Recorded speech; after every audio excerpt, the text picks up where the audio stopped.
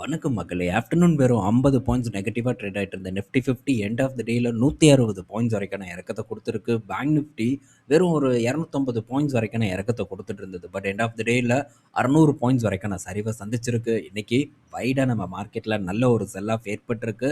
Auto sector, FMCG sector அப்படின்ட்டு பல முன்னணி செக்டார் நிறுவன பங்குகளும், லார்ஜ் கேப் பங்குகள் இன்னைக்கு டேல கடும் சரிவை பார்த்தீங்கன்னா சந்திச்சிருக்கு. இன்னைக்கு ஒரே ஒரு செக்டார் உருப்படியா பெர்ஃபார்ம் பண்ண செக்டார்னா அது ஐடி செக்டார் தான். ஐடி செக்டார் பங்குகள் இன்னைக்கு டேல பெட்டர் பர்ஃபார்மன்ஸ் வந்து கொடுத்துருக்கு. ஸோ ஐடி செக்டார் பார்க்கும்போது இன்னைக்கு டேல 3% மேலான ஏற்றத்தெல்லாம் கொடுத்துருந்தது. எண்ட் ஆஃப் த டேல ஒரு 2.5% வரைக்கான ஏற்றத்தை கொடுத்து இன்னைக்கு டேவை கம்ப்ளீட் பண்ணியிருக்கு. ஸோ பெரும்பாலான ஐடி நிறுவன பங்குகள் இன்னைக்கு டேல சூப்பர் பர்ஃபார்மன்ஸை டெலிவர் பண்ணியிருக்கு. ரீசன் அப்படின்னு பார்த்தா ஒரு ரீசனை சொல்கிறாங்க. அது யாருன்னா ஜென்சன் தான். ஸோ என்விடியாவோட சிஇஓ. ஸோ அவர் பார்த்தீங்கன்னா இங்கே தைவானில் நடந்துட்டு இருக்கக்கூடிய, தைவான் தான் நான் நினைக்கிறேன், டைப்பை அப்படிங்கிற ஒரு இடத்துல நடந்துட்டு இருக்கக்கூடிய கம்ப்யூட்டெக்ஸ் ப்ரோக்ராமில் அவர் வந்து ஐடி நிறுவனங்களை பற்றி பேசியிருக்காங்க. குறிப்பாக இந்திய நிறுவனங்களுக்கு எந்த பாதிப்பும் இருக்காது அப்படிங்கிற மாதிரி சொல்லியிருக்காங்க. ஏஐனால பெரும் ஒரு இழப்பு ஐடி நிறுவனங்களுக்கு ஏற்படாது, புது வேலை வாய்ப்புகள் உருவாகும். ஸோ ஏஐ வந்து ஒரு ஆபத்தானது, கம்பெனியை முடிச்சிரும் அப்படின்னு சொல்கிறதெல்லாம் ஒரு முட்டாள்தனமான ஒரு பதிவு அப்படின்ட்டும் ரொம்ப ஹார்ஷாக வந்து சொல்லியிருக்காங்க. ஸோ இதன் காரணமாக ஐடி செக்டார் இன்னைக்கு டேயில் பாசிட்டிவ் பர்ஃபார்மன்ஸை போஸ்ட் பண்ணியிருக்கு. அசஞ்சர் பார்க்கும்போது இன்னைக்கு டேயில் பாசிட்டிவாக தான் வந்து ட்ரேட் ஆகிட்டு இருக்கு. ஸோ ரீசன் பார்த்தீங்கன்னா இது ஒரு ரீசனாக இவங்க முன்னெடுத்து வச்சுருக்காங்க. பட் இன்னைக்கு ஐடி செக்டாரை தாண்டி வேறு எந்த செக்டாரும் பெருசாக பர்ஃபார்ம் பண்ணாத ஒரு நாளாக தான் அமைஞ்சிருக்கு. ஸோ நெக்ஸ்ட்டு பார்த்தீங்கன்னா ஐடிசி அரை சதத்தை நோக்கி பார்த்தீங்கன்னா போயிட்டுருக்கு. ஸோ ஐடிசி பெரிய ஒரு செல் ஆஃபை வந்து ஃபேஸ் பண்ணிட்டு வந்துட்டுருக்கு. இன்றைக்கி டேயில் நல்ல சரிவு 250 ரூபாய்க்கு கீழே பார்த்தீங்கன்னா ஐடிசி ட்ரேட் ஆகிட்டு இருக்கு. புது ஒரு லோவை பார்த்தீங்கன்னா நோக்கி ஐடிசி நகர்ந்து போயிட்டுருக்கு. ஸோ 2 வருட லோவை தாண்டி ஐடிசி பார்த்தீங்கன்னா இறங்கி வந்துட்டுருக்கு. லாஸ்ட் டிப் பார்க்கும்போது இந்த இடமா இருக்குது. ஸோ இப்போது 250 ரூபாய்க்கு கீழே வந்து க்ளோஸ் ஆகிருக்கு. விரைவில் பார்த்தீங்கன்னா 50% டவுன்ஃபாலை ஐடிசி வந்து சந்திக்க போகுது. ஸோ இப்போ வரைக்கும் பார்த்தீங்கன்னா பீக்லேருந்து 44% வரைக்கான சரிவை ஐடிசி வந்து சந்திச்சிருக்கு. ஸோ இந்த ஐடிசி 200 ரூபாய்க்கு போகும் அப்படின்ற ஒரு வீடியோ நம்ம சில மாதங்களுக்கு முன்னாடி வந்து போட்டிருந்தோம். எப்போ கிட்டத்தட்ட ஒரு 6-7 மாதம் இருக்கும்னு நான் நினைக்கிறேன். ஸோ அப்போ பார்த்தீங்கன்னா நம்ம ஒரு பதிவு போட்டிருந்தோம். ஐடிசியில் மேபி 200 ரூபாய்க்கு போகலாம், போனால் என்ன பண்ணணும் அப்படிங்கிற ஒரு பிளான் உங்ககிட்ட இருக்கணும் அப்படின்ட்டு கிளியராக வந்து நான் டிஸ்கஸ் பண்ணேன். ஆனால் ஸோ இந்த ஐடிசி பெரும்பாலான ரீட்டைல் இன்வெஸ்டர் போர்ட்ஃபோலியோவில் இருக்கக்கூடிய பங்கு. அதனால் அதை அவங்களால ஏற்றுக்க முடியல. ஸோ ஏற்றுக்க முடியாமல் கமெண்ட் செக்ஷன் ஃபுல்லாக பார்த்தீங்கன்னா என்னைய திட்டுன்னு திட்டி வச்சுருந்தாங்க. அதை எப்படி நீ சொல்லலாம், நாங்கள் எத்தனை பேர் இந்த ஐடிசியை ஹோல்டு பண்ணுறோம், எங்கள் நிலைமை என்ன அப்படின்ட்டு. ஸோ ரொம்ப வந்து ஒரு சாதாரணமாக வந்து யோசிச்சுட்டு இருக்காங்க. ஸோ இப்போ நம்ம நாட்டில் ஏதாச்சும் ஒரு ஆகுதுன்னா, ஒரு மிடில் கிளாஸை பாதிக்கக்கூடிய ஒரு விஷயம் வருதுன்னா, ஏழை எளிய மக்களின் நிலைமை என்ன அப்படிங்கிற மாதிரி ஸோ ஐடிசி ஷேர் ஹோல்டர்ஸ் கொந்தளிச்சு நீ எப்படி வந்து இந்த 200 ரூபாய்க்கு போகலாம் அப்படின்னு சொல்லலாம் அப்படின்ட்டு சண்டை கட்டிகிட்டு இருந்தாங்க. ஆனால் இப்போது 200 நோக்கி ஐடிசி நிறுவனம் போயிட்டுருக்கு. ஸோ நான் வந்து போகும் அப்படின்ட்டு உறுதியாக வந்து சொல்லலை. போனால் என்ன பண்ணுவீங்க அப்படின்னு தான் தெளிவாக அந்த டைம் நான் டிஸ்கஸ் பண்ணேன். ஸோ மேபி போச்சுன்னா அதுக்கேற்ற திட்டம் உங்ககிட்ட இருக்கணும். ஸோ இப்போவே நீங்கள் அதுக்கு ப்ரிப்பேர் ஆகணும் அப்படிங்கிறக்காக தான் நான் அந்த டைமில் அவ்வளோ தூரம் இத்தனை எதிர்ப்பையும் தாண்டி வந்து பேசியிருக்கேன். இதே ஐடிசி நல்ல ஸ்டாக் அப்படின்னு நான் பேசியிருந்தேன்னு வச்சுக்கோங்களேன், வியூஸுக்கு வியூஸும் ஆச்சு. ஸோ எல்லாரும் பார்த்தீங்கன்னா நம்மளை புகழ்ந்து பேசிகிட்டு இருப்பாங்க. எப்போவுமே வாங்கலாம், ஐடிசி ஒன்றும் பிரச்சனை இல்லை அப்படின்ட்டு நான் சொன்னேன்னா ஸோ அது அவங்களுக்கு கேட்குறதுக்கு ரொம்ப சந்தோஷமாக இருக்கும். ஆனால் உண்மையை சொல்லும்போது அந்த உண்மை அவர்களுக்கு கசக்குது. இதுதான் பார்த்தீங்கன்னா ரியாலிட்டி. ஸோ பங்குச்சந்தையில் என்ன நடக்குது அப்படிங்கிறத பாருங்கள்.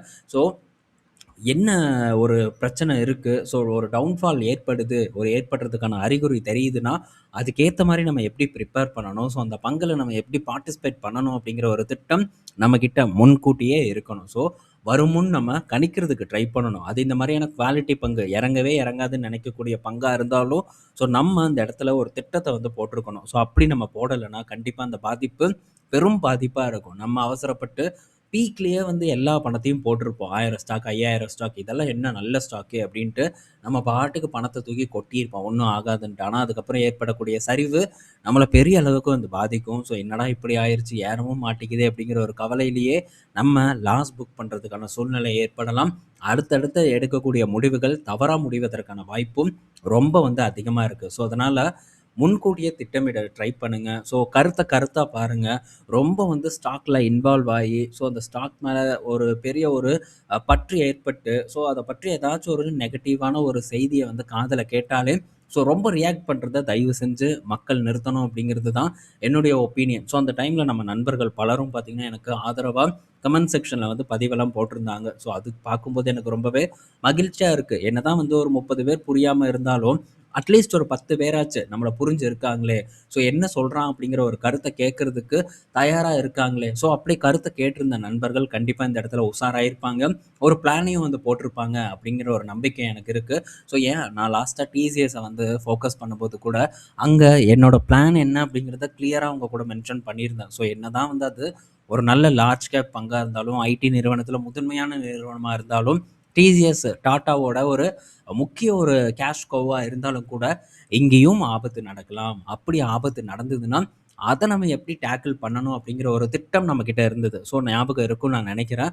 ஸோ ஒரு பங்கை நம்ம ஃபோக்கஸ் பண்ணுறோமோ, இல்லை ஏதாச்சும் ஒரு வேலையை செய்கிறோமோ, கண்டிப்பாக நம்மக்கிட்ட திட்டம் இருக்கணும். ஸோ திட்டம் இல்லாமல் நம்ம பாட்டுக்கு போய் முதலீடு பண்ணணும்னா, அந்த முதலீடாக இருக்கட்டும், இல்லை நம்ம செய்யக்கூடிய வேலைகளாக இருக்கட்டும், அது சக்ஸஸ் ஆகாமல் போகிறதுக்கான வாய்ப்புகள் தான் ரொம்ப அதிகமாக இருக்குது. 200 வந்துருச்சு அப்படின்னு அந்த டைமில் கவலைப்படுறது எந்த அர்த்தமும் இல்லை. 200 வரும் அப்படின்னு தெரிஞ்சு அதுக்கேற்ற மாதிரி நம்மளுடைய திட்டத்தை செயல்படுத்தணும்னா நமக்கு பெரிய ஏமாற்றம் இருக்காது. மாறா ஒரு மகிழ்ச்சி தான் இருக்கும். அடடே! நான் நினச்சது நடந்துருச்சு.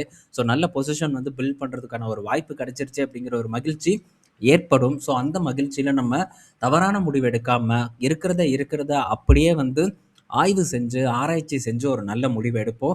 ஸோ அதோட வெற்றி பார்த்தீங்கன்னா, மிகப்பெரிய அளவுக்கான ஒரு சந்தோஷத்த உங்களுக்கு குடுக்கும். அண்ட் அடுத்தடுத்து நம்ம பண்ணக்கூடிய காரியங்களும் மிகப்பெரிய அளவுக்கு வெற்றி அடையுங்கிறது என்னோட புரிதல், என்னுடைய ஒரு எக்ஸ்பீரியன்ஸ். அத இந்த இடத்துல நான் ஷேர் பண்றேன். ஸோ ஏத்துக்கக்கூடிய நண்பர்கள் தாராளமா ஏத்துக்கலாம். இல்ல நீ வந்து இப்படியெல்லாம் சொல்லக்கூடாது அப்படின்னு நெனச்சா, ஸோ ஒண்ணும் பண்ண முடியாது. நீங்க பாட்டுக்கு திட்டுறதுன்னா திட்டுங்க. நான் பாட்டுக்கு கேட்டுட்டு, ஸோ என்ன சார்ந்து இருக்கக்கூடிய நண்பர்களுக்கு ஏதாச்சும் யூஸ்ஃபுல்லா 4 விஷயத்த சொல்லிட்டு நான் போறேன். ஸோ அடுத்தது நம்ம இன்னைக்கு டே அப்டேட்ன்னு பார்க்கும்போது, எம்&எம் கிட்ட இருந்து ஃபர்ஸ்ட் அப்டேட் என்னன்னா, ஸோ எம்&எம்க்கு சப்ளை பண்ணக்கூடிய டயர் 2 சப்ளையர்ஸ் எல்லாம் பார்த்தீங்கன்னா, இப்போ மேன் பவர் பற்றாக்குறையினால ஸோ அவங்களுடைய ஒரு அந்த சப்ளைவை வந்து கம்மி பண்ணியிருக்காங்க. சப்ளை தடைப்பட்டிருக்கு அப்படின்ட்டு மகீந்திரா நிறுவனம் பார்த்தீங்கன்னா தெரியப்படுத்தியிருக்காங்க. எங்களுக்கு நல்ல டிமாண்ட் இருக்குது, எங்கள் கார்களுக்கு நல்ல டிமாண்ட் இருக்குது. பட் இருந்தாலும் ஸோ இந்த மாதிரியான ஒரு தட்டுப்பாடு காரணமாக ஸோ எங்களால் கரெக்டாக வந்து காரை டெலிவர் பண்ண முடியல. ஸோ அதனால டெலிவரி டைம் டிலே ஆகுது அப்படின்ட்டுலாம் சொல்லியிருக்காங்க. உண்மைதான். மகேந்திரால எப்போ பார்த்தாலுமே இந்த வெயிட்டிங் பீரியட் ரொம்பவே வந்து அதிகமாக இருக்கும். ஸோ அதை வந்து கண்டிப்பாக அவங்க அட்ரஸ் பண்ணணும். ஸோ அப்படி பண்ணும்போது தான் விரைவில் டக்குன்னு பார்த்தீங்கன்னா டெலிவரி கொடுக்க முடியும். ஸோ நல்ல ஒரு சேல்ஸையும் வந்து இம்ப்ரூவ் பண்ண முடியுங்கிறது என் கருத்து. அடுத்தது ஸோ ஓலா எலக்ட்ரிக் கிட்டேருந்து அப்டேட் வந்திருக்கு. ஓலா எலக்ட்ரிக் பார்த்தீங்கன்னா ஒரு QIP பண்ண போகிறதா ஒரு அப்டேட் வந்து கொடுத்துருக்காங்க. ₹37.74 பார்த்தீங்கன்னா ஒரு பங்குக்கு ஃப்ளோர் ப்ரைஸாகவும் வந்து ஃபிக்ஸ் பண்ணியிருக்காங்க. இன்றைக்கி இடையில் ஒரு 4% வரைக்கான இறக்கத்தை கொடுத்துருந்தது, 4-5% இறங்கியிருந்தது. ஸோ இது ஒரு மெயின் ரீசனாக இருக்கலாம். ஸோ நல்ல நம்பர்ஸை பார்த்தீங்கன்னா ரொம்ப மாதங்களுக்கு பிறகு இந்த மே மாதத்தில் இவங்க ரெஜிஸ்டர் பண்ணியிருக்காங்க. திரும்ப சேல்ஸ் பார்த்தீங்கன்னா ரிவைவ் ஆக ஆரம்பிச்சிருச்சு. 5000 யூனிட்க்கு கீழே போச்சு. கிராம்ப்டன் கிரீவ்ஸ் போன்ற நிறுவனங்கள் பார்த்தீங்கன்னா ஓலாவை ஓவர்டேக் பண்ணாங்க. ஆனால் இப்போ அதெல்லாம் தாண்டி அகைன் பார்த்தீங்கன்னா ஓலா ஒரு நல்ல இடத்த நோக்கி வந்துட்டு இருக்காங்க. ஸோ வெயிட் பண்ணி பார்ப்போம் எப்படி போகுதுன்ட்டு. பட் இன்னும் பல டிவிஎஸ் கூடலாம் கம்பேர் பண்ணும்போது பின்தங்கி தான் இருக்காங்க. பட் முன்னேறுவாங்க அப்படிங்கிற ஒரு எதிர்பார்ப்பு இருக்குது. ஸோ அப்படிப்பட்ட வேலைகளும் நடந்துட்டு இருக்கு. அதை பற்றி நம்ம இப்போ வரும் நாட்களில் வந்து டிஸ்கஸ் பண்ணுவோம். ஸோ அடுத்தது ஸோ கல்பற்று பவர் கிட்ட இருந்து அப்டேட் வந்திருக்கு. ஸோ கல்பற்று பவருக்கு பார்த்தீங்கன்னா ஒரு 2000 கோடி மதிப்பிலான கான்ட்ராக்ட்ஸ் எல்லாம் வந்து வின் பண்ணியிருக்கிறதா ஒரு தகவல் வந்து கிடச்சிருக்கு. ஜஸ்ட் ஒரே ஒரு ப்ராஜெக்ட் இல்லை. ஸோ இது ஒரு 3 விதமான ப்ராஜெக்ட். ஒன்று டிரான்ஸ்மிஷன் அண்ட் டிஸ்ட்ரிபியூஷன் பிஸ்னஸில் ஒரு ப்ராஜெக்ட் வின் பண்ணியிருக்காங்க. ரெண்டாவது ஸோ இந்த பிஸ்னஸ் அதாவது இந்த ஃபேக்ட்ரி கட்டுறது இந்த மாதிரியான ஒரு விஷயத்தில் சிவில் இன்ஃப்ரா ஆர்டர் வந்து வின் பண்ணியிருக்காங்க. அடுத்தது ஸோ ரயில்வே கிட்ட இருந்தும் கான்ட்ராக்ட் வின் பண்ணியிருக்காங்க. ஸோ இதெல்லாம் ஒரு பெரிய நியூஸ். அது மட்டும் இல்லாமல் இன்டர்நேஷ்னல் மார்க்கெட்லேயும் கான்ட்ராக்ட் கிடச்சிருக்கிறதா ஒரு தகவல் வந்திருக்கு. ஸோ எங்கெங்கே எவ்வளோ டீல் எந்தெந்த மதிப்பில் வின் பண்ணியிருக்காங்கங்கிற கிளியர் கட் டேட்டா நமக்கு கிடைச்சா நம்ம அப்டேட் பண்ணுவோம்.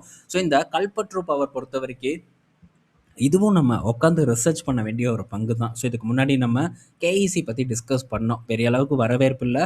ஸோ நம்ம நண்பர்கள் சில பேர் தான் வந்து பார்த்துருந்தாங்க. வழக்கமாக நடக்கக்கூடிய ஒரு விஷயம் தான். ஸோ இந்த பங்கை பற்றியும் நான் வந்து செக் பண்ணுறேன். ஸோ செக் பண்ணிவிட்டு ஒரே வார்த்தையில் இது ஒர்த்தா இல்லையா அப்படிங்கிறத வீடியோவில் டிஸ்கஸ் பண்ணும்போதே நான் ஷேர் பண்ணிடுறேன். ஏன்னா அவ்வளோ தூரம் உட்காந்து மெனக்கெட்டு நம்ம போஸ்ட் பண்ணுறதுல எந்த ஒரு அர்த்தமும் இல்லை.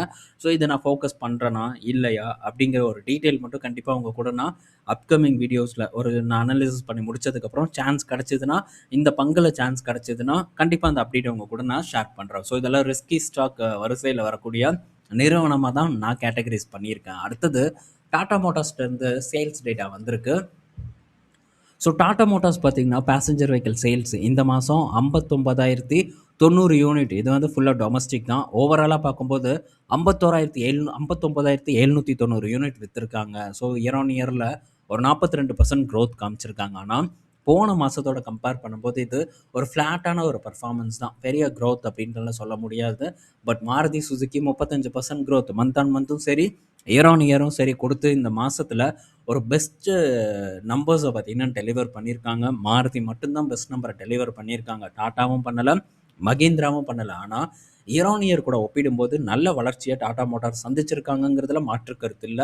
ஸோ நல்ல ஒரு பெர்ஃபார்மன்ஸ டெலிவர் பண்ணியிருக்கு. அது மட்டும் இல்ல, ஒரு 10,500 வண்டி ஈவி வண்டிய வந்து இந்த மாசம் அவங்க வித்திருக்காங்க. மே மாசம் வந்து வித்திருக்காங்க. இதுவும் ஒரு பெரிய அச்சீவ்மென்ட்டா பார்க்கப்படுது. 10,000 யூனிட்ட கடந்த நிறுவனமா டாடா மோட்டார்ஸ் வந்து இருக்காங்க. ஸோ அடுத்து விரைவில் மகேந்திரா அத கேப்சர் பண்றதுக்கு, கூடவே போட்டி போடுறதுக்கு வந்து ட்ரை பண்ணுவாங்க. பட் மகேந்திரா கிட்ட இருக்கக்கூடிய ஈவி வாகனங்கள் அனைத்தும் பார்த்தீங்கன்னா, காஸ்ட்லியா தான் இருக்கு. ஸோ அதனால அவங்களுக்கு மார்ஜினும் கொஞ்சம் அதிகமா கிடைக்கும்னு நான் நினைக்கிறேன். இத இன்னும் வந்து கொஞ்சம் டீட்டெயில்டா நம்ம பார்க்கணும். ஸோ பார்த்துட்டு இந்த அப்டேட் உங்க கூட ஷேர் பண்றேன். ஸோ இந்த வீடியோல நம்ம பல இன்ஃபர்மேஷன் பார்த்துருப்போம். இன்னும் சில இன்ஃபர்மேஷன் இருக்கு. ஸோ அதெல்லாம் நாளைக்கு பார்த்துக்குவோம் போதும். ஸோ இந்த வீடியோ பயனுள்ளதா இருக்கும் அப்படின்னு நான் நினைக்கிறேன். நாளைக்கு நம்ம இன்னொரு வீடியோல மீட் பண்ணுவோம். பாய் மக்களே!